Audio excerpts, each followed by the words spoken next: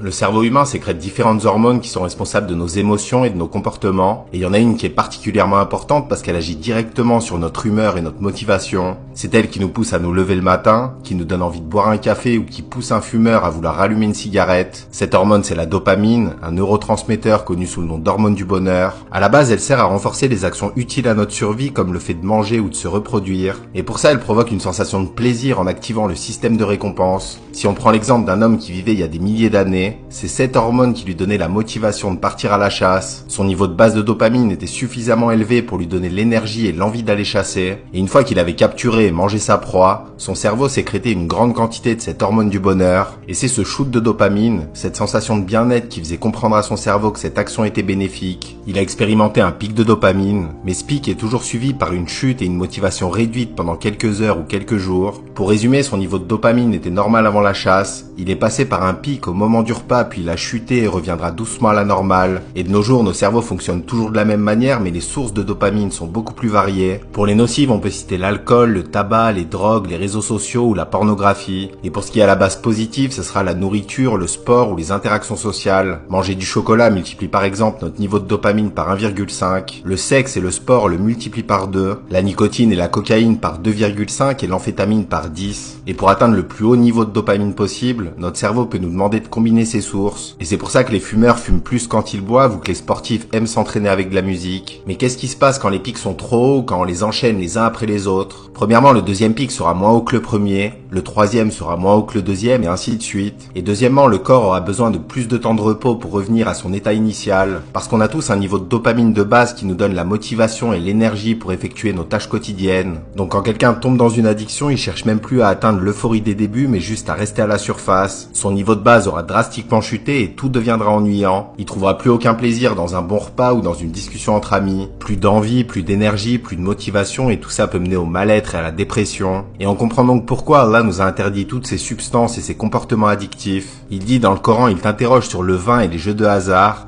Dit dans les deux, il y a un grand péché et quelques avantages pour les gens, mais dans les deux, le péché est plus grand que l'utilité. Donc ici, Allah cible en particulier l'alcool et le jeu, mais il interdit par extension toute forme de drogue. Et on peut alors se demander si le but de Dieu est qu'on ait une vie ennuyante et sans aucun plaisir. Mais il y a une différence entre les plaisirs éphémères qu'engendrent toutes ces substances et ce qu'on peut appeler le bonheur, la paix ou la satisfaction. Et justement, le meilleur moyen de se rapprocher du bonheur est de renoncer à ces plaisirs immédiats et de chercher notre dopamine dans les choses simples et naturelles. Qu'est-ce qui arriverait si on appréciait autant un coucher de soleil qu'un drogué apprécie sa dose, ou si on prenait autant de plaisir à faire un footing qu'un jeune à faire la fête? Les pics seraient certes moins grands, mais notre niveau de base serait beaucoup plus élevé. Et ça veut pas dire qu'on doit plus manger ou plus faire de sport, mais juste qu'on doit trouver le juste milieu. Et dans le Coran, Allah nous incite justement à être modérés dans toute chose. Il dit, et si nous faisons goûter à l'homme une grâce de notre part et qu'ensuite nous la lui arrachons, le voilà désespéré et ingrat. Et si nous lui faisons goûter le bonheur après qu'un malheur l'ait touché, il dira, les maux se sont éloignés de moi, et le voilà qui exulte plein de glorioles. Allah critique donc l'homme qui désespère quand un malheur le touche, mais aussi celui qui exulte de manière excessive. Et des éléments pratiques de notre religion peuvent nous aider à trouver l'équilibre. Par exemple, le jeûne physique et spirituel régule naturellement notre niveau de dopamine. On prive notre corps et notre esprit de plaisir immédiat et on lui permet de se recharger. Et cette idée de gratification retardée est au centre de notre religion. D'un côté, on sacrifie des plaisirs immédiats pour trouver le bonheur et la paix ici-bas, mais à une plus grande échelle, on renonce aussi à des choses de cette vie pour obtenir le paradis éternel. Et l'une des choses qui fait la perfection du paradis est que notre bonheur ne cessera d'augmenter. Le prophète sallallahu alayhi wa sallam nous dit par exemple qu'à chaque fois qu'on verra notre épouse, elle sera plus belle que la fois précédente. La courbe de plaisir et de bonheur ne sera donc pas faite de pics et de creux, mais elle ne cessera d'augmenter. Donc en renonçant au plaisir immédiat, on améliore non seulement notre qualité de vie ici-bas, mais on se prépare aussi et surtout pour le bonheur éternel.